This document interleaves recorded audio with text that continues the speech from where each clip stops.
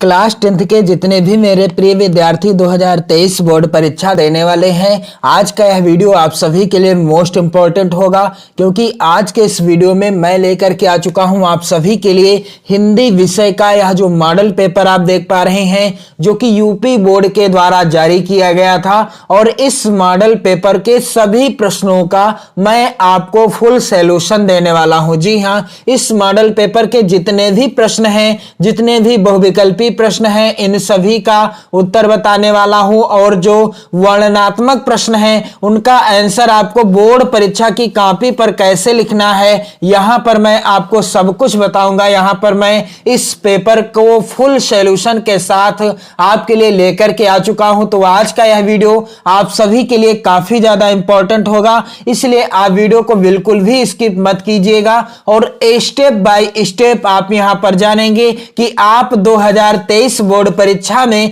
Copy कैसे लिखें अपनी बोर्ड परीक्षा हिंदी विषय की। और साथ ही आपको मैं बताऊंगा कि कौन सी चीजों को किस तरीके से लिखना है, ताकि आपके 70 में से 68 प्लस अंक आ सके। जी हां, यदि आप इसी तरह से बोर्ड परीक्षा में कॉपी लिखोगे तो आपके 70 में से 68 प्लस अंक आ सकते हैं। बस आपको किन चीजों को ध्यान में रखना है, आज के इस वीडियो में मैं आपको कंप्लीट बता दूंगा। तो यहां पर आप देख पा रहे हैं, यह जो मॉडल पेपर है 2022-2023 बोर्ड परीक्षा के लिए हिंदी विषय का मॉडल पेपर है। और यहां पर आप देख पा रहे हैं, पेपर में आपको समय मिलेगा 3 घंटे 15 मिनट का। पेपर का पूर्णांक होगा 70 अंकों का। प्रारंभ के 15 मिनट परीक्षार्थियों को प्रश्न पत्र पढ़ने के लिए निर्धारित हैं। 15 मिनट आपको मिलेंगे पेपर को पढ़ने के लिए, और 3 घंटे का जो समय होगा इसमें आपको पेपर को सॉल्व करना है, यानी प्रश्नों का आंसर लिखना है। और साथ ही प्रश्न पत्र 2 खंड आ और खंड बा में विभाजित होगा। प्रश्न पत्र के खंड आ में बहुविकल्पी प्रश्न हैं, जिनमें सही विकल्प का चयन करके OMR शीट पर नीले अथवा काले बॉल पॉइंट पेन से सही विकल्प वाले गोले को पूर्ण रूप से काला करें। यानी बहुविकल्पी प्रश्न आएंगे। कितने प्रश्न आएंगे? 20 प्रश्न होंगे। और यहां पर इन 20 प्रश्नों का आंसर आपको OMR शीट में भरना है। और गोले आपको नीले अथवा काले, हो सके तो आप काले पेन का प्रयोग कीजिएगा। और अगला है निर्देश, यहां पर खंड आ में बहुविकल्पी प्रश्न है, तो प्रत्येक प्रश्न के लिए 1 अंक निर्धारित है। यानी बहुविकल्पी प्रश्न, प्रत्येक प्रश्न 1 अंक का है। और प्रश्न पत्र के खंड आ के प्रश्नों को हल करने हेतु 1 घंटे का समय आपको मिलेगा, तथा खंड बा के प्रश्नों को हल करने हेतु 2 घंटे का समय निर्धारित है। यानी 1 घंटे का समय आप 20 प्रश्नों का आंसर करने के लिए आपको मिलेगा, और 2 घंटे का समय आपको मिलेगा जो वर्णनात्मक प्रश्न होंगे उनका उत्तर देने के लिए। और प्रत्येक प्रश्न के सम्मुख उनके निर्धारित अंक दिए गए हैं। तो चलिए, यहां पर पहला प्रश्न है, बहुविकल्पी प्रश्न है, और ये सभी प्रश्न आप तैयार जरूर कर लेना, वेरी इंपॉर्टेंट हैं इस मॉडल पेपर के सभी प्रश्न कह रहा है, बाबू गुलाब राय किस युग के लेखक हैं? यहां पर 4 विकल्प हैं, भारतेंद्र युग, द्विवेदी युग, शुक्ल युग या फिर शुक्लोत्तर युग। तो यहां पर 1 है, 2 है, 3 है और 4 है। OMR शीट में A होगा, B होगा, C होगा और D होगा। A यानी 1, B यानी 2, C यानी 3 और D यानी 4। तो यहां पर सही कौन सा है? यहां पर दूसरा वाला विकल्प सही है, द्विवेदी युग। तो यहां पर OMR शीट का नमूना यहां पर आप देख पा रहे हैं। आप सभी ने क्वेश्चन बैंक लिया होगा, और आपकी क्वेश्चन बैंक में ही OMR शीट का नमूना दिया गया है। आप देख लीजिए, भरने की प्रैक्टिस भी कर दीजिए। तो यहां पर 1 का दूसरा सही, इसलिए मैंने दूसरा वाला गोला काला कर दिया है। तो जो भी विकल्प सही होगा, A सही होगा तो A वाला, B सही है तो B वाला, C सही है तो C वाला, D सही है तो D वाला। इसी तरीके से आपको गोले काले करने हैं। अगला प्रश्न है, चिंतामणि किस विधा की रचना है। तो इसका राइट आंसर क्या है, चिंतामणि निबंध विधा की रचना है। और यहां पर दूसरे का ए वाला सही है, इसलिए मैंने ए वाला गोला काला कर दिया है। तीसरा प्रश्न है, गबन किसकी रचना है? तो गबन मुंशी प्रेमचंद जी की रचना है। तीसरे का भी ए वाला सही है, तो यहां पर तीसरे का ए वाला मैंने गोला काला कर दिया है। और आप एक बार में यानी एक प्रश्न के उत्तर में एक ही गोला काला करेंगे। यह आपको नहीं करना है कि आपने ए वाला भी काला कर दिया और बी या सी या डी की अन्य भी गोले काले कर दिए, तो यह बिल्कुल गलत है। इसके बाद यहां पर मॉडल पेपर में अगला प्रश्न संख्या 4 है, शुक्ल युग की समयावधि क्या है? तो यहां पर दूसरा सही है, 1919 से 1938, या दिया होगा 1920 से 1938। तो यहां पर आप देख पा रहे हैं दूसरा सही है, तो चौथे का मैंने यहां पर दूसरा वाला गोला काला कर दिया है। अगला प्रश्न संख्या 5 है, नीड़ का निर्माण फिर किस विधा की रचना है? तो आपको बताना है कि यह किस विधा की रचना है। तो नीड़ का निर्माण फिर आत्मकथा विधा की रचना है। तो यहां पर दूसरा वाला गोला यहां पर मैंने काला किया है। और अगला है प्रश्न संख्या 6, प्रिय प्रवास किस युग की रचना है? तो यह द्विवेदी युग की रचना है। और यहां पर 6 का ए वाला गोला काला कर दिया है मैंने, क्योंकि पहला सही है। प्रश्न संख्या 7 है, मधुशाला किसकी रचना है? तो मधुशाला किसकी रचना है? हरिवंश राय बच्चन की रचना है। मधुशाला, मधुबाला और मधुकलश, ये तीनों रचनाएं हरिवंश राय बच्चन जी की हैं। तो 7 का कौन सा हो जाएगा? सी वाला गोला काला किया जाएगा। प्रश्न संख्या 8 है, भारत भारती किसकी रचना है? तो यह मैथिली शरण गुप्त जी की रचना है। 8 का बी वाला गोला काला किया जाएगा, क्योंकि दूसरा सही है।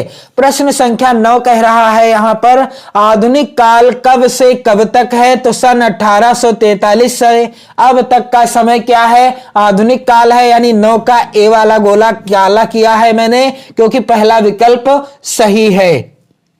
प्रश्न संख्या 10 है, मतिराम किस युग के कवि हैं? तो मतिराम रीति काल के कवि हैं। तो यहां पर 10 का चौथा वाला गोला काला किया जाएगा, क्योंकि चौथा सही है। इसके बाद यहां पर आप देख पा रहे हैं अगला प्रश्न क्या है। अगला प्रश्न कह रहा है प्रश्न संख्या 11 कि हास्य रस का स्थायी भाव क्या है? हास्य रस का स्थायी भाव क्या है? तो हास्य रस का स्थायी भाव है हास, यानी 11 का तीसरा सही हो जाएगा, इसलिए तीसरा काला किया है गोला। प्रश्न संख्या 12 है, सोहत ओढ़े पीतपट श्याम सलोने गात में, और यहां पर कौन सा अलंकार है? तो इसमें उपमा अलंकार है कि उत्प्रेक्षा है कि रूपक या श्लेष? तो यहां पर उत्प्रेक्षा अलंकार है, तो यहां पर 12 का दूसरा सही हो जाएगा। अगला है यहां पर, रोला छंद में कुल कितने चरण होते हैं? तो रोला छंद में 4 चरण होते हैं। 13 का सी वाला सही है, तो 13 का सी वाला गोला काला किया गया है। प्रश्न संख्या 14 है, आकर्षण शब्द में किस उपसर्ग का प्रयोग किया गया है? तो यहां पर चौथा विकल्प सही है, तो चौथा वाला यहां पर गोला काला किया है। प्रश्न संख्या 15 है, प्रत्यय के कितने भेद हैं? तो प्रत्यय 2 प्रकार के होते हैं। 15 का यहां पर पहला वाला सही हो जाएगा। प्रश्न संख्या 16 है मेरे प्यारे बच्चों, पीतांबर में कौन सा समास है? तो पीतांबर में बहुब्रीहि समास है, यहां पर सही है तीसरा, तो 16 का यहां पर तीसरा सही है, इसलिए तीसरा गोला काला किया है। प्रश्न संख्या 17 है, आंसू का तत्सम रूप क्या है? तो आंसू का तत्सम रूप क्या है? अश्रु है, तो यहां पर 17 का पहला ही गोला काला किया है, क्योंकि पहला विकल्प सही है। प्रश्न संख्या 18 है, यड़ संधि का सूत्र क्या है? तो यहां पर इको यड़च, यहां पर तीसरा वाला सही है, तो 18 का तीसरा वाला गोला काला किया है। और 19 है प्रश्न संख्या, फलस्य शब्द का वचन एवं विभक्त क्या है? तो यहां पर खष्ठी विभक्त एक वचन, यानी पहला ही सही है। प्रश्न संख्या 20 है, अपठत धातु का वचन एवं पुरुष क्या है? तो यहां पर दूसरा वाला सही है, तो यहां पर 20 का दूसरा काला किया है। तो जो भी विकल्प सही होगा उसी के अनुसार आपको गोला काला करना होगा। चलिए अब आपको यहां पर जो वर्णनात्मक प्रश्न दिए गए हैं इनका आंसर आपको कैसे लिखना है बोर्ड परीक्षा की कॉपी पर। अब आप वीडियो बिल्कुल भी स्किप मत कीजिएगा, वीडियो को शेयर भी कर दीजिएगा अपने सभी प्यारे मित्रों में। तो यहां पर प्रश्न क्या है कि निम्नलिखित गद्यांश पर आधारित 3 प्रश्नों का उत्तर दीजिए। गद्यांश आएंगे दो, आपको किसी एक गद्यांश के नीचे दिए गए 3 प्रश्नों का उत्तर देना होगा, जिसके लिए आपको 6 नंबर मिलेंगे। तो पहला है गद्यांश क्या है कि यह कोई बात नहीं है कि एक स्वभाव और रुचि के लोगों में ही मित्रता हो सकती है। समाज में विभिन्नता देखकर लोग एक दूसरे की ओर आकर्षित होते हैं। तो मैं आपको ट्रिक बताना चाहूंगा कि जहां पर मित्रता हो, जिस भी गद्यांश के अंतर्गत मित्रता लिखी हो, यानी मित्रता शब्द लिखा हो, वह मित्रता पाठ से लिया गया है और लेखक हैं आचार्य रामचंद्र शुक्ल जी। तो इस गद्यांश के नीचे आप देख पा रहे हैं पहला प्रश्न क्या है, उपर्युक्त गद्यांश का संदर्भ लिखिए। कैसे आपको लिखना है, इस तरीके से आपको हेडिंग डालना है खंड बा। यहां पर आप ध्यान दीजिएगा, जब आप ऐसे ही लिखोगे अपनी बोर्ड परीक्षा में तो आपको 70 में से 68 प्लस अंक जरूर मिलेंगे। आप यहां पर ध्यान दीजिएगा, प्रश्नोत्तर संख्या 1 यहां पर डाला है पहले गद्यांश का, यहां पर पहले प्रश्न का उत्तर लिखना है। तो यहां पर आप इस साइड में आपको लाइन खींचना होगा, इधर आपको लाइन बिल्कुल भी नहीं खींचना है। कुछ बच्चे क्या करते हैं, दोनों तरफ लाइन खींच देते हैं, जो कि गलत है। आपको इधर लाइन खींचना है और ज्यादा आपको स्पेस भी नहीं लेना है, बस इतना ही आपको स्पेस लेना है, बाकी इधर आपको लाइन खींचने की आवश्यकता नहीं है। तो यहां पर प्रश्नोत्तर संख्या 1 डाल दिया और यहां पर संदर्भ हेडिंग डाल दी। अब यहां पर एक चीज और ध्यान दीजिएगा कि जिस गद्यांश का आप संदर्भ लिखें या जिस गद्यांश के प्रश्नों का उत्तर लिखें, यहां पर आप इस गद्यांश के शुरुआती, यहां पर ध्यान दीजिएगा, यह और यहां पर लिखा है कोई, इस तरीके से आप संकेत के रूप में लिख सकते हैं, ताकि एग्जामिनर जब चेक करे तो उन्हें आसानी हो कि आपने किस गद्यांश की जो है संदर्भ और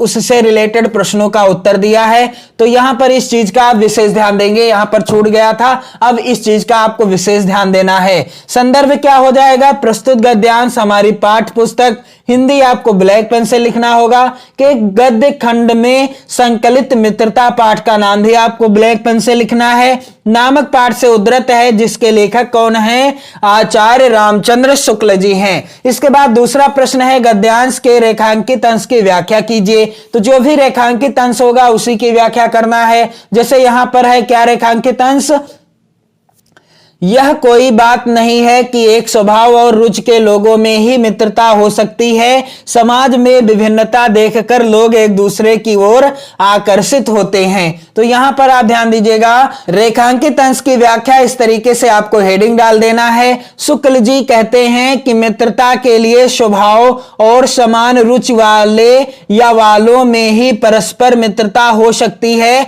यह धारणा उचित नहीं है। यानी व्याख्या में आपको कुछ ही शब्दों को हेर फेर करना है, यानी बढ़ा के लिखना है। विपरीत स्वभाव और विपरीत रुचि की समरूपता आवश्यक नहीं होती, लोग विभिन्नता देखकर भी परस्पर आकर्षित होते हैं। अगला प्रश्न है इस गद्यांश का, यहां पर आप देख सकते हो इस गद्यांश का तीसरा प्रश्न क्या है, लेखक के अनुसार समाज में विभिन्नता देखकर लोग एक दूसरे की ओर क्यों आकर्षित होते हैं। इसका उत्तर हो जाएगा कि लेखक के अनुसार समाज में विभिन्नता देखकर अपने अभावों को भरने के लिए विपरीत गुणों की तरफ लोग आकर्षित होते हैं। जैसे निर्बल व्यक्ति बलवान की तरफ आकर्षित होता है, दुखी व्यक्ति प्रसन्नचित्त व्यक्ति की तरफ, अज्ञानी व्यक्ति ज्ञानी व्यक्ति की तरफ आकर्षित होता है। अगला है यहां पर प्रश्न संख्या दूसरा कि दिए गए पद्यांश पर आधारित 3 प्रश्नों का उत्तर दीजिए। तो यहां पर पद्यांश है, चरण कमल बंदो हरिराई, जाकी कृपा पंगु गिर लंघे, अंधे को सब कुछ दर्शाई। तो यहां पर इस पद्यांश का पहला प्रश्न है, उपर्युक्त पद्यांश का संदर्भ लिखिए। तो आपको संदर्भ कैसे लिखना है, तो सबसे पहले आपको क्या करना होगा, प्रश्नोत्तर संख्या इस तरीके से हेडिंग डालना है और संकेत के रूप में जिस भी आप पद्यांश का संदर्भ या पद्यांश के प्रश्नों का उत्तर देंगे, संकेत के रूप में उसके शुरुआती शब्दों को और अंतिम के शब्दों को लिख देना है, जैसे कि मैंने यहां पर आपको बताने का प्रयास किया है। और यहां पर आपको डाल देना है दूसरे का पहला, यहां पर क्या डाल देंगे, दूसरे का पहला पहला। फिर हेडिंग डालेंगे संदर्भ। संदर्भ क्या हो जाएगा? प्रस्तुत पद्यांश हमारी पाठ्य पुस्तक हिंदी आपको ब्लैक पेन से लिखना होगा कि काव्यखंड में, किस खंड में? काव्यखंड भी आपको ब्लैक पेन से लिखना होगा। में संकलित पद शीर्षक, पाठ का नाम भी आप ब्लैक पेन से यानी काले पेन से लिखेंगे और रचयिता का नाम भी आपको काले पेन से ही लिखना है। तो प्रस्तुत पद्यांश हमारी पाठ्य पुस्तक हिंदी के काव्य खंड में संकलित पद शीर्षक पाठ से उद्धृत है या अवतरित है। इसके रचयिता कौन है? सूरदास जी हैं। इस तरीके से आप संदर्भ लिखोगे तो आपके संदर्भ आधारित जो नंबर हैं यानी 2 नंबर आपको जरूर मिल जाएंगे। इसके बाद आपको अगला प्रश्न यहां पर देखना क्या है कि रेखांकित अंश की व्याख्या कीजिए। तो जो भी पद्यांश में रेखांकित अंश होगा उसी की व्याख्या करनी है। बहिरो सुने गूंग पुनि बोलें, रंक चलें सिर छत्र धराई, यह है रेखांकित अंश और इसी की व्याख्या करनी है। तो यहां पर मेरे प्यारे बच्चों इस तरीके से आपको हेडिंग डाल देना है, दूसरे का यहां पर दूसरा, और हेडिंग क्या रहेगी? रेखांकित अंश की व्याख्या। यदि आप अथवा वाले पद्यांश का या अथवा वाले पद्यांश के प्रश्नों का उत्तर दे रहे हैं तो आपको अथवा लिखना होगा। आपको मैं बताऊंगा भी कैसे आपको लिखना है। रेखांकित अंश की व्याख्या इस तरीके से हेडिंग डालने के बाद यहां पर इस रेखांकित अंश की व्याख्या क्या हो जाएगी कि सूरदास जी कहते हैं, क्या कहते हैं कि भगवान श्री कृष्ण के कमलवत चरणों की कृपा से बहरा व्यक्ति सुनने लगता है, गूंगा व्यक्ति बोलने लगता है और निर्धन व्यक्ति सिर पर छत्र धारण कर चलने लगता है। अगला है प्रश्न यहां पर उपर्युक्त पंक्तियों में कौन सा अलंकार है? तो उत्तर क्या हो जाएगा कि उपर्युक्त पंक्ति में रूपक और अनुप्रास अलंकार है। इसके बाद प्रश्न संख्या 3 क्या है? दिए गए संस्कृत गद्यांश में से किसी एक का संदर्भ सहित हिंदी में अनुवाद कीजिए। तो यहां पर जो पहला गद्यांश है इसका मैं संदर्भ और हिंदी अनुवाद आपको बताऊंगा और यहां पर आप देख पा रहे हैं 5 नंबर का यह प्रश्न आएगा। 2 गद्यांश होंगे, आपको किसी एक का संदर्भ और हिंदी में अनुवाद करना होगा। तो यहां पर पहला क्या है? ऐसा नगरी भारतीय संस्कृते संस्कृत भाषायाश्च केंद्र स्थलम अस्ति। तो यहां पर आप देख पा रहे हैं इस तरीके से प्रश्नोत्तर संख्या 3 मैंने लिख दिया है, यहां पर आप देख सकते हो। फिर संकेत के रूप में आपको जिस भी गद्यांश का संदर्भ और हिंदी में अनुवाद लिखना है, संकेत हेडिंग डालने के बाद उसके शुरुआती और अंतिम के शब्दों को कुछ इस तरीके से लिखना होगा। इससे क्या होगा? एग्जामिनर को आसानी होगी आपकी बोर्ड परीक्षा की कॉपी चेक करने में और आपको फुल मार्क भी मिल जाएंगे। तो यहां पर इसके बाद आपको हेडिंग डाल देना है संदर्भ। तो यह जो गद्यांश है किस पाठ से है? प्रस्तुत गद्यांश हमारी पाठ्य पुस्तक हिंदी आपको ब्लैक पेन से लिखना होगा कि संस्कृत खंड के वाराणसी नामक पाठ से उद्धृत है। किस पाठ से? पाठ का नाम भी आपको ब्लैक पेन से ही लिख देना है, बस आपको ये 2 नंबर मिल जाएंगे। इसके बाद आप देख पा रहे हैं इसका हिंदी अनुवाद क्या हो जाएगा। तो ऐसा नगरी भारतीय संस्कृते संस्कृत भाषायाश्च केंद्र स्थलम अस्ति। तो यहां पर आप देख पा रहे हैं इस तरीके से आपको हेडिंग डालना है हिंदी अनुवाद। और जितने भी महत्वपूर्ण गद्यांश हैं संस्कृत के सभी से रिलेटेड वीडियो मैंने प्रोवाइड करा रखी है, आप चैनल की प्लेलिस्ट में देख पाएंगे। सभी महत्वपूर्ण गद्यांश पद्यांश के वीडियो आप देख पाएंगे चैनल की प्लेलिस्ट में। आप जरूर देखें वीडियो और शेयर भी कर दें। तो यहां पर क्या हो जाएगा हिंदी अनुवाद कि यह नगरी भारतीय संस्कृति और संस्कृत भाषा का केंद्र स्थल है। और इसके बाद आगे लिखा है कि इत एव संस्कृत वांग्मयस्य संस्कृतेश्च आलोकः सर्वत्र प्रासतः। क्या हो जाएगा हिंदी अनुवाद कि यही से संस्कृत साहित्य और संस्कृति का प्रकाश सब जगह फैला था। इसके बाद आगे लिखा है कि मुगल युवराजा दारा सिकोहा अत्रागत्य भारतीय दर्शन शास्त्राणाम अध्ययनम अकरोत। इसका हिंदी अनुवाद क्या हो जाएगा कि मुगल युवराज दारा सिकोह ने यहां आकर के भारतीय दर्शन शास्त्रों का अध्ययन किया था। आगे लिखा है गद्यांश में कि सतेषां ज्ञानेन तथा प्रभाविता अभवत् यत् तेन उपनिषदाम अनुवादः पारसी भाषायां कारिता। क्या होगा हिंदी अनुवाद? कि वह उनके ज्ञान से ऐसा प्रभावित हुआ कि उसने उपनिषदों का अनुवाद फारसी भाषा में कराया। इसके बाद अगला प्रश्न है यहां पर प्रश्न संख्या 4 कि दिए गए संस्कृत पद्यांश में से किसी एक का संदर्भ सहित हिंदी में अनुवाद कीजिए। इसके लिए भी आपको 5 नंबर मिलेंगे। यहां पर 2 श्लोक हैं, आपको किसी एक का संदर्भ और हिंदी में अनुवाद करना है। तो मैं आपको बताऊंगा यहां पर जो दूसरा है, सर्वे भवन्तु सुखिनः सर्वे सन्तु निरामयाः सर्वे भद्राणि पश्यन्तु मा कश्चित् दुख भाग भवेत्। तो इसका आपको संदर्भ कैसे लिखना है, इस तरीके से आपको हेडिंग डालना है प्रश्नोत्तर संख्या 4 का अथवा। यदि आप 4 वाले श्लोक का संदर्भ लिख रहे हैं तो आपको अथवा नहीं लिखना होगा। यहां पर आप ध्यान दीजिएगा, संकेत के रूप में मैंने शुरुआती शब्दों को और अंतिम के शब्द को लिख दिया है। इसी तरह से आपको भी लिखना है, बिल्कुल फुल मार्क आपको मिलेंगे। इसके बाद हेडिंग डाली है संदर्भ। क्या हो जाएगा संदर्भ? यह श्लोक किस पाठ से है? तो प्रस्तुत श्लोक। यहां पर क्या लिखा जाएगा? श्लोक।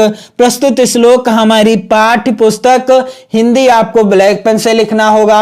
इसके बाद संस्कृत खंड भी आपको काले पेन से लिखना होगा। के अंतर्गत भारतीय संस्कृति पाठ का नाम भी आपको काले पेन से लिखना होगा। तो यह जो श्लोक है किस पाठ से है? भारतीय संस्कृति से है। अब इसका हिंदी अनुवाद क्या होगा? और इस तरीके से जब आप संदर्भ लिखोगे, जितना काले पेन से लिखना है वो काले पेन से, और जो नीले पेन से लिखना है वो नीले पेन से, तो आपको संदर्भ आधारित 2 नंबर पक्का मिल जाएंगे। बिल्कुल, ये मेरा वादा है। इसके बाद हिंदी अनुवाद क्या होगा? सर्वे भवन्तु सुखिनः सर्वे सन्तु निरामयाः सर्वे भद्राणि पश्यन्तु मा कश्चित् दुख भाग भवेत्। तो यहां पर हिंदी अनुवाद क्या होगा? इस तरीके से हिंदी अनुवाद हेडिंग डालने के बाद लिखना है सब सुखी हो। जो भी श्लोक होगा उसका आपको हिंदी में अनुवाद लिखना होगा।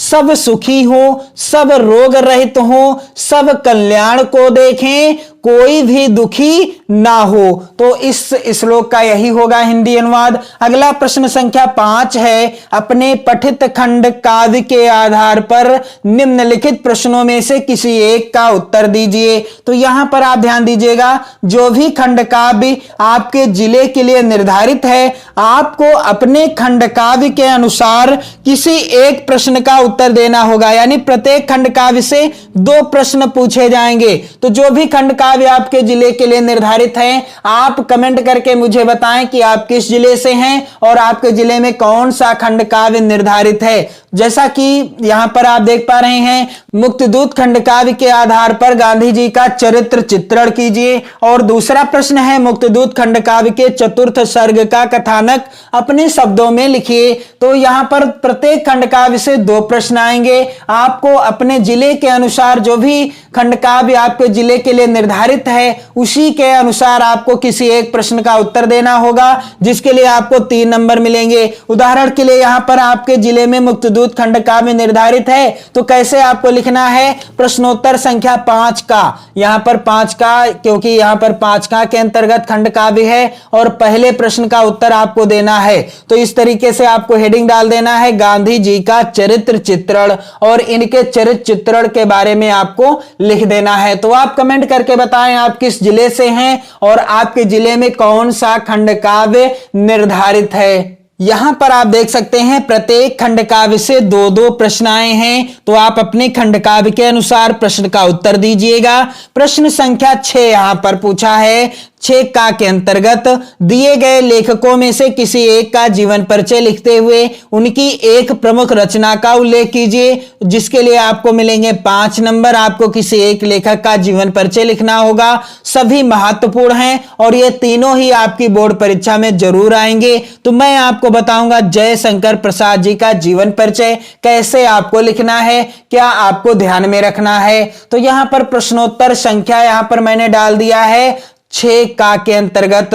और 6 का के अंतर्गत यहां पर आप देख पा रहे हैं, इधर भी मैंने लिख दिया है 6 का के अंतर्गत दूसरा है जीवन परिचय, यहां पर दूसरे नंबर पर है, तो दूसरा है जयशंकर प्रसाद जी का जीवन परिचय। फिर हेडिंग मैंने डाल दी है जयशंकर प्रसाद, इसके बाद यहां पर हेडिंग मैंने क्या डाली है, जीवन परिचय। जो भी हेडिंग होगी आपको काले पेन से डालना है, या आप स्केच लेकर जाते हैं तो स्केच से डालिएगा। इस चीज का विशेष ध्यान दीजिएगा, आपको काले और नीले पेन का ही प्रयोग करना है, अन्य किसी भी कलर के पेन का इस्तेमाल आपको नहीं करना है। तो जयशंकर प्रसाद जी का जन्म काशी के एक प्रतिष्ठित वैश्य परिवार में कब, 30 जनवरी 1889 ईस्वी। इस चीज को ब्लैक पेन से लिखा है मैंने, आपको भी लिखना है, में हुआ था। इनके पिता का क्या नाम था, श्री देवी प्रसाद साहू, जो कि सुंघनी साहू के नाम से प्रख्यात थे। जयशंकर प्रसाद जी के पिता का नाम था श्री देवी प्रसाद साहू,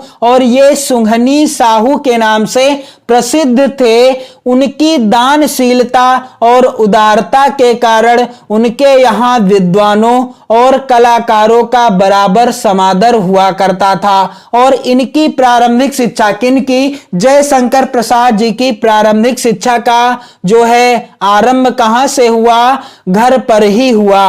और संस्कृत, फारसी, उर्दू और हिंदी की शिक्षा इन्होंने घर पर ही स्वाध्याय से प्राप्त की। कुछ समय के लिए स्थानीय क्वींस कॉलेज में नाम लिखवाया, किंतु वहां 8वीं कक्षा से ऊपर नहीं पढ़ सके। कुछ समय के लिए जयशंकर प्रसाद जी ने स्थानीय जो इनके यहाँ पर क्वींस कॉलेज था वहां पर नाम लिखाया, लेकिन ये 8वीं कक्षा के ऊपर नहीं पढ़ सके। 12 वर्ष की अल्पायु में इनके पिता का देहांत हो गया। जब जयशंकर प्रसाद जी की उम्र कितनी थी, केवल 12 वर्ष की थी, तभी इनके पिता का देहांत हो गया। इनका अधिकांश जीवन काशी में बीता। जयशंकर प्रसाद जी ने अपना अधिकांश जीवन काशी में व्यतीत किया। यक्ष्मा के कारण, यानी टीबी, जिसे टीबी रोग भी कहते हैं, इसके कारण प्रसाद जी का देहांत 15 नवंबर 1937 ईस्वी को हो गया। तो आपको जन्म की तारीख और मृत्यु की तारीख को ब्लैक पेन से लिखना होगा, माता अथवा पिता के नाम को भी ब्लैक पेन से लिखना होगा। इसके बाद हेडिंग डाली है मैंने रचना, तो इनकी एक रचना का नाम लिखना है आपको। मैंने यहां पर 2-3 लिख दी हैं, चंद्रगुप्त, स्कंदगुप्त और आकाशदीप इनकी प्रमुख रचनाएं हैं। आपको किसी एक रचना का नाम लिखना होगा। तो यदि इस तरीके से आप जयशंकर प्रसाद जी का जीवन परिचय लिखते हो तो आपके 5 नंबर ये बिल्कुल पक्के हो जाएंगे, कहीं नहीं जाएंगे। प्रश्न संख्या यहां पर 6 खा है, दिए गए कवियों में से किसी एक का जीवन परिचय देते हुए अपनी एक प्रमुख, यानी उनकी एक प्रमुख रचना का उल्लेख कीजिए। तो यहां पर प्रमुख हैं गोस्वामी तुलसीदास जी, सुमित्रानंदन पंत जी, महाकवि सूरदास जी। तो मैं आपको बताऊंगा गोस्वामी तुलसीदास जी का जीवन परिचय। 5 नंबर आपके बिल्कुल पक्के हो जाएंगे यदि आप इसी तरह से जीवन परिचय लिखोगे तो। इस तरीके से प्रश्नोत्तर संख्या 6 खा, और 6 खा का कौन सा जीवन परिचय पहले नंबर पर है, इसलिए मैंने यहां पर 1 नंबर लिख दिया है। फिर यहां पर आपको इस साइड में आपको लिख देना है 6 खा पहला, और यहां पर है गोस्वामी तुलसीदास जी का जीवन परिचय। ब्लैक पेन से आपको हेडिंग डालना है अच्छे से, यहां पर हेडिंग डालना है जीवन परिचय। गोस्वामी तुलसीदास जी का जन्म बांदा जिले के राजापुर नामक गांव में, कहां, राजापुर नामक गांव में, कब, 1532 ईस्वी में हुआ था। तो यहां पर आप देख पा रहे हैं जो भी मैंने काले पेन से लिखा है आपको काले पेन से लिखना होगा। इस चीज का आपको विशेष ध्यान देना है ताकि आपको 5 नंबर मिल जाएं। कुछ लोग इनका जन्म स्थान कहां मानते हैं, एटा जिले के सोरो नामक स्थान को मानते हैं, और ये सरयू पारड़ीय ब्राह्मण थे। इनके पिता का नाम आत्माराम दुबे और माता का नाम नाम हुलसी था। गोस्वामी तुलसीदास जी के पिता का क्या नाम था? आत्माराम दुबे, और माता का नाम क्या था? हुलसी था। तो यहाँ पर मैंने ब्लैक पेन से लिखा है इनके माता और पिता का नाम, आपको भी ऐसे ही लिखना है। अभुक्त मूल नक्षत्र में जन्म होने के कारण इनके माता पिता ने इन्हें त्याग दिया था और स्वामी नरहरि दास ने इनका पालन पोषण किया था। काशी के शेष सनातन नामक विद्वान ने इन्हें वेदों, पुराणों आदि ग्रंथों का ज्ञान कराया था और इनका विवाह दीनबंधु पाठक की कन्या रत्नावली से हुआ था। तुलसीदास जी का विवाह किसके साथ हुआ? दीनबंधु पाठक की पुत्री रत्नावली के साथ हुआ। वह पत्नी के प्रेम में बहुत अनुरक्त रहते थे कि पत्नी के उपदेश से ही इनके मन में वैराग्य उत्पन्न हुआ। इनका जीवन काशी, अयोध्या और चित्रकूट में अधिक व्यतीत हुआ। इनकी मृत्यु काशी के अस्सी घाट पर सन कब? 1623। यहां पर क्या होगा? 1623 ईस्वी में हो गई। कब? सन 1623 ईस्वी में हो गई गोस्वामी तुलसीदास जी की मृत्यु। और यहां पर आप ध्यान दीजिएगा, जितना मैंने काले पेन से लिखा है आपको भी काले पेन से ही लिखना है। फिर इसके बाद इनकी रचनाएं कौन कौन सी हैं? रामचरितमानस, विनय पत्रिका, दोहावली। आपको किसी एक रचना का नाम लिखना होगा। इस तरीके से जब आप जीवन परिचय लिखोगे तो आपके ये 5 नंबर बिल्कुल पक्के हो जाएंगे। प्रश्न संख्या 7 है, अपनी पाठ्य पुस्तक में से कंठस्थ कोई एक श्लोक लिखिए जो इस प्रश्न पत्र में ना आया हो। तो यहां पर आप देख पा रहे हैं, यहां पर पूछे गए हैं 2 श्लोक जो कि यहां पर वेरी इंपॉर्टेंट हैं। और यहां पर आप ध्यान दीजिएगा, 2 श्लोक हैं, यहां पर देख लीजिए आप सभी, 2 श्लोक हैं। आपको वही श्लोक लिखना है जो बोर्ड परीक्षा के पेपर में ना आया हो। जैसे यहां पर 2 श्लोक हैं, इनको नहीं लिखना है, इनके अतिरिक्त अन्य श्लोक को लिखना है। तो मैं आपको बताना चाहूंगा कि आप 3 श्लोक जरूर तैयार कर लेना। इस तरीके से प्रश्नोत्तर संख्या 7 यहां पर डाल दिया है मैंने, और जो श्लोक नहीं आया है वही यहां पर लिखा है, बंधनम मरणम वापि जयो वापि पराजयः उभयत्र समो वीरः वीर भावो ही वीरता। तो जो श्लोक ना आया हो वही आपको लिखना है। इसके बाद प्रश्न संख्या यहां पर आप देख पा रहे हैं, प्रश्न संख्या 8 है, निम्नलिखित में से किन्हीं 2 प्रश्नों का उत्तर संस्कृत में दीजिए। तो यहां पर प्रश्न है, चंद्रशेखरा का आसीत और वीरः केन पूजते। वेरी इंपॉर्टेंट प्रश्न है, इन्हीं का मैंने उत्तर लिखा है। प्रश्नोत्तर संख्या 8 यहां पर मैंने डाल दिया है। फिर इधर मैंने डाल दिया है 8 का दूसरा, जो भी प्रश्न का उत्तर आप देंगे वही यहां पर नंबर आपको डाल देना है। तो पुरु राजा एका भारत वीरः आसीत, और अगला जो प्रश्न है कि चंद्रशेखरा कह आसीत, यहां पर दूसरा प्रश्न क्या था? पुरु राजा कह आसीत। मैंने इन दोनों प्रश्नों का उत्तर दिया है, इसका नहीं दिया है। तो यहां पर आप देख पा रहे हैं तीसरे प्रश्न का आंसर क्या है कि चंद्रशेखरा एकः प्रसिद्ध क्रांतिकारी देशभक्ता च आसीत। इन दोनों प्रश्नों का आंसर आप जरूर तैयार कर लेना। प्रश्न संख्या 9 है, निम्नलिखित में से किसी एक विषय पर निबंध लिखिए। तो आपको किसी एक विषय पर निबंध लिखना होगा जिसके लिए आपको 9 नंबर मिलेंगे। तो इस तरीके से जब आप अपनी बोर्ड परीक्षा की कॉपी लिखोगे तो आपके 70 में से 68 प्लस अंक बिल्कुल पक्के हो जाएंगे। बस आपको कुछ ही चीजों को सावधानी पूर्वक ध्यान में रखना है जो कि मैंने आप सभी को बता दिया है। तो वीडियो को आप शेयर कर दें अपने सभी प्यारे मित्रों में, और चैनल के साथ जुड़कर 2023 बोर्ड परीक्षा की तैयारी करते रहें, पढ़ते रहें, मस्त रहें, स्वस्थ रहें। जय हिंद।